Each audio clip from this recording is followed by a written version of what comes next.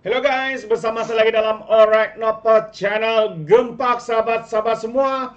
Rupa-rupanya ini antara sebab kenapa Parti PAS ataupun Presiden Lebay Tak PAS Hadi Awang menolak tawaran Perdana Menteri untuk bersama dalam kerajaan perpaduan. Sangat-sangat mengejutkan. Seperti mana yang kita tahu, Datuk Seri Anwar Ibrahim terbuka menjemput Parti PAS bersama dalam kerajaan perpaduan, sebab ini adalah antara titah dan juga kehendak daripada yang di Pertuan Agong apabila kerajaan perpaduan ini ditubuhkan, sahabat-sahabat semua.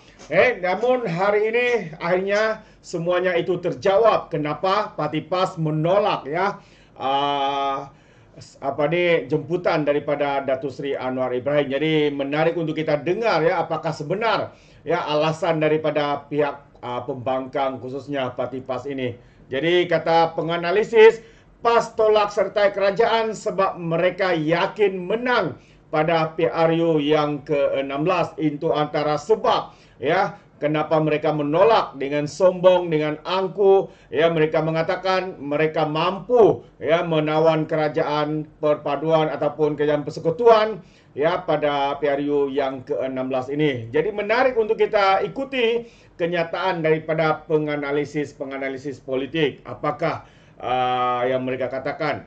Kemenangan besar Perikatan Nasional pada pilihan raya umum ke-15 dan pilihan raya negeri baru-baru ini mungkin mempengaruhi Presiden PAS Abdul Hadi Awang untuk menolak menyertai kerajaan perpaduan, kata penganalisis politik.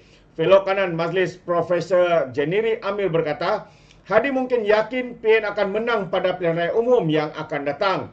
Ini katanya boleh menjadi sebab mengapa pimpinan PAS itu sanggup kekal bersama gabungan pembangkang sekarang dan tidak berganjak mengkritik Perdana Menteri Datuk Seri Anwar Ibrahim, PH dan juga UMNO.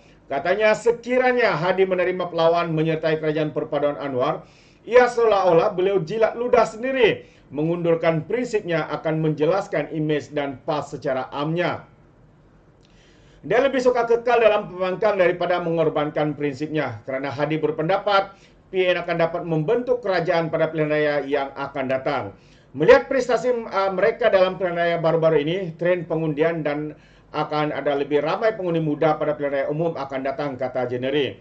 Penganalisis politik itu diminta mengulas kenyataan Hadi semasa muktamar ke-69 PAS di Shah Alam hujung minggu apabila dia menolak kemungkinan PAS menyertai kerajaan persekutuan pimpinan Datuk Seri Anwar Ibrahim.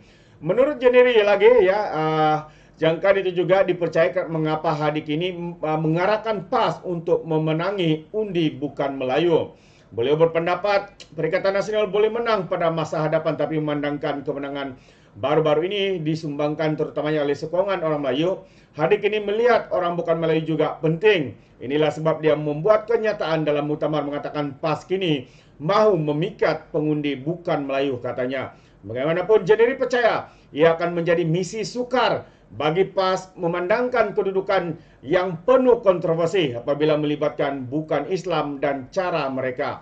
Penganalisis itu berkata, PAS perlu membersihkan imejnya dan menjelaskan rancangannya untuk negara jika mau undi bukan Melayu. Penganalisis politik Isun juga percaya bahwa hampir mustahil untuk PAS memenangi semula sokongan bukan Melayu. Once bitten, twice shy. Sekali terkena, selalu beringat. Saya rasa hampir mustahil untuk PAS mendapat semula kepercayaan orang Cina, katanya kepada Malaysia Kini ketika diminta mengulas mengenai perkara itu. Bukan saja bangsa Cina sebenarnya, tetapi bangsa lain juga, khususnya India dan juga Bumi Putra Sabah dan Sarawak.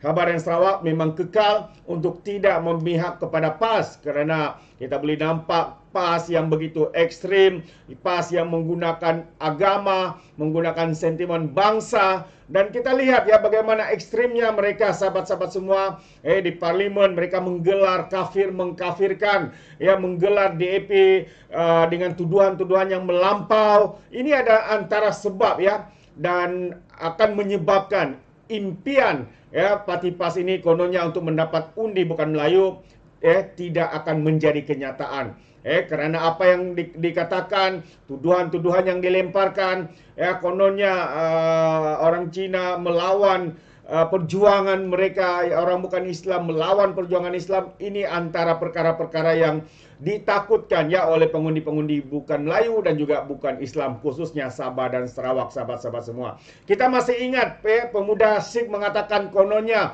kalau undi PAS masuk surga, kalau undi selain daripada PAS akan masuk neraka. Ini antara sebab penyebab ya mengapa rakyat Sabah dan Sarawak bukan Melayu, bukan Islam untuk menolak ya fahaman seperti ini. Yang kita lihat adalah satu fahaman yang begitu menyesatkan, seperti mana yang dikatakan oleh Muhyiddin Yassin bahwa parti PAS ini adalah parti ajaran sesat. Jadi ya seperti yang dikatakan, once bitten twice shy, sekali terkena selalu beringat. Itu antara kenyataan daripada penganalisis ini. Menurut Fellow Kanan Institute Hal Ehwal Antarabangsa Singapura itu, PAS kini beralih ke arah masyarakat bukan Islam dan bukan Melayu kerana dalam keadaan semasa parti itu tidak mempunyai banyak ruang untuk berkembang lebih jauh lagi. Memang tepat sahabat semua. Kalaupun mereka menang hanya beberapa negeri, dan kita percaya dalam PRU yang akan datang pastinya kemungkinan besar mereka akan menang di negeri-negeri seperti Kelantan, Terengganu, Kedah, Perlis. Tetapi tidak kepada negeri-negeri lain, kerana negeri lain menolak fahaman-fahaman yang ekstremis, ekstrim, menggunakan bangsa, menunggang agama. Ya, ada yang mengatakan kononnya seperti Menteri Besar Kedah, kalau melawan perjuangan mereka melawan perjuangan Islam. Itu antara juga ya yang ditolak oleh rakyat bukan berbangsa Melayu maupun dan juga mereka yang bukan beragama Islam, khususnya juga Sabah dan Sarawak yang begitu sudah membuat tekad ya untuk menolak parti PAS ini, sahabat-sahabat semua. Bagaimanapun penganalisis itu percaya penolakan Hadi terhadap tawaran Anwar bukan kerana PAS menjangkakan kemenangan dan pilihan raya umum, akan datang sebaliknya. Dakwa ia hanya soal memadankan tawaran antara kedua-dua pihak. Ini satu lagi pandangan ya. Dia percaya PAS dan pentadbiran Datuk Seri Anwar mungkin sudah lama berunding tapi masih belum dapat memeterai perjanjian.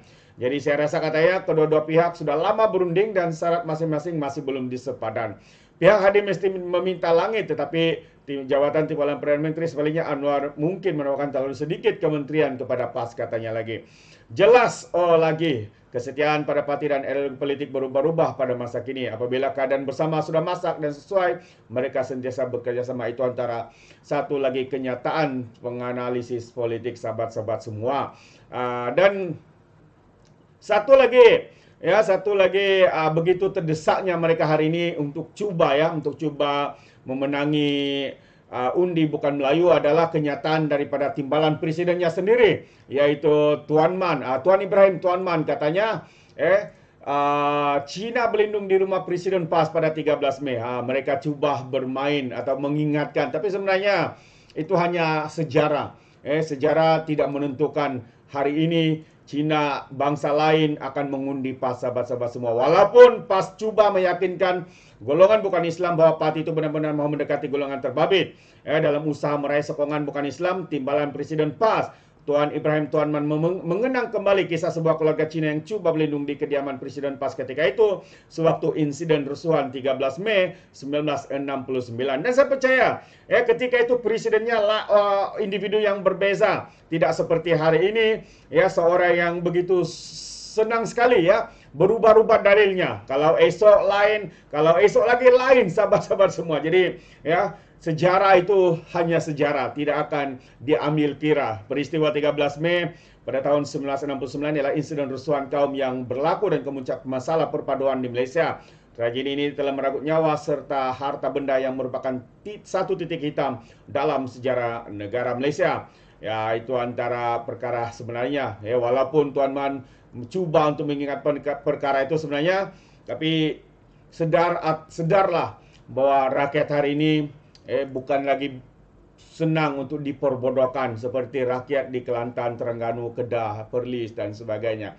Rakyat hari ini, khususnya rakyat Borneo, Sabah dan Sarawak, dan juga bangsa-bangsa lain sudah pandai menilai dan mengetahui bagaimana rupa sebenar PAS. Bila mana mereka berkuasa, mereka akan mengendahkan semua itu. Kita boleh nampak hari ini mereka mula besar kepala dengan sentiasa menggunakan fitnah-fitnah, tuduhan-tuduhan melampau dan sebagainya. Ini yang berlaku sebenarnya sahabat semua. Ya, karena itu Sabah, rakyat Sabah, saya sendiri orang Sabah, ya, membuat pertimbangan yang sewajarnya, ya, dan mengatakan bahwa PAS tidak sesuai, ya, tidak akan diterima di negeri Sabah. Karena apa? Dengan fahaman sebegini yang begitu menyesatkan, ya, kami di Sabah tidak mahukan perkara ini merosakkan, ya, keharmonian yang ada di dalam di negeri Sabah ini. Nah, di Sabah ini kalau saya tidak silap kita ada 40 lebih, ya, 30 lebih suku kaum. Begitu banyak tapi kita boleh hidup harmoni.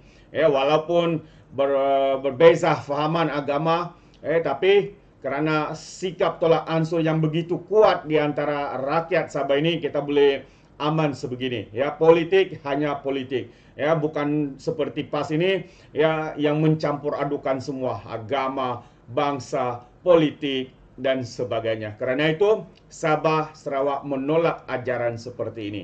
Bukan menolak Islam, tapi kami di Sabah menolak parti Islam se-Malaysia. Karena kita nampak hari demi hari jelas seperti yang dikatakan oleh Muhyiddin Yassin bahwa PAS adalah parti ajaran sesat. Bukan saya katakan, tapi saya pinjam kenyataan daripada Muhyiddin Yassin yang kini sudah menyesatkan dirinya, yang pernah berkata bahwa PAS adalah parti ajaran sesat. Terima kasih. Sekiranya Anda mau berikan sebarang komen, berikan komen dalam ruangan komen. Jadi sampai di sini saja. Izinkan saya untuk mengundurkan diri, dan seperti biasa peribahasa mengatakan, tapapun kangkap, 2 tahun keinginan. Dalam bahasa Melayunya, tepuk dada, tanya selera. Sekian saja daripada Alright Napper Channel. Saya kita berjumpa lagi. Bye-bye.